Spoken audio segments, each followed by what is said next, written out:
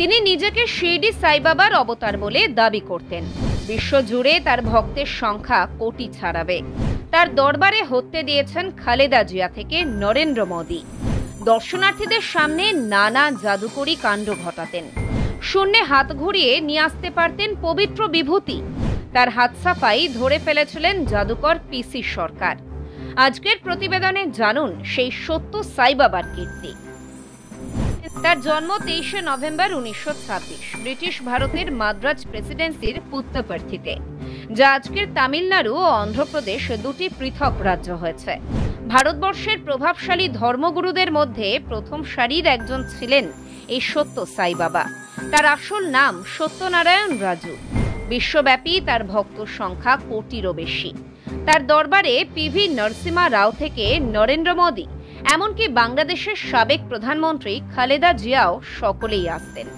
তার জাদুর ক্যারিশমা চাক্ষুষ করেছেন সচিন তেন্ডুলকর থেকে এপিজে আব্দুল কালামও। 2002 সালে সত্য সাই বাবা দাবি করেছিলেন বিশ্বের 178টি দেশে নাকি তার ভক্তরা ছড়িয়ে ছিটিয়ে আছেন। 114টি দেশে 1200 সত্য সাই বাবা কেন্দ্র চালায় তার সত্য সাই অর্গানাইজেশন। কথিত আছে 14 বছর বয়স থেকেই তিনি নিজের আধ্যাত্মিক ক্ষমতা অনুভব করেন। শূন্যে হাত ঘুরিয়ে পবিত্র বিভূতি কিংবা সোনার নেকলেসের মতো নানান ছোটখাটো জিনিস নিয়ে আসতে পারতেন।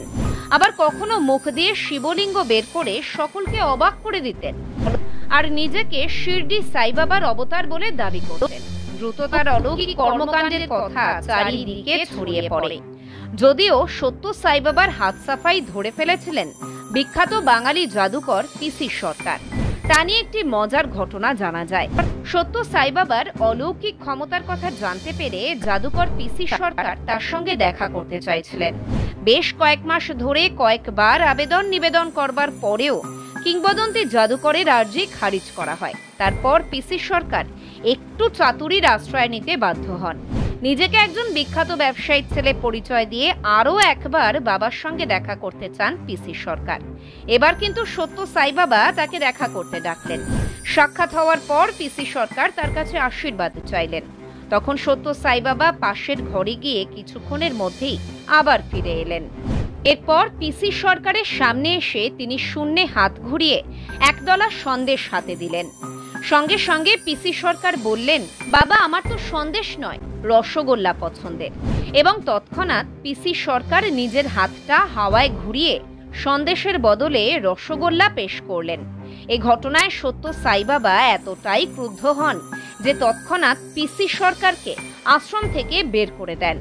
2000 সালে ইন্ডিয়া টিভি একটি স্টোরির জন্য পিসি সরকারের ইন্টারভিউ নেওয়ার সময় জাদুকর জানান, সত্য সাই বাবার আসলে সবটাই নিছক হাত সাফাই। আসলে তিনি কোনো পবিত্র বিভূতি হাওয়া থেকে আনতে পারতেন না। তার 2 আঙুলের মধ্যে থাকতো একটি চকের টুকরো।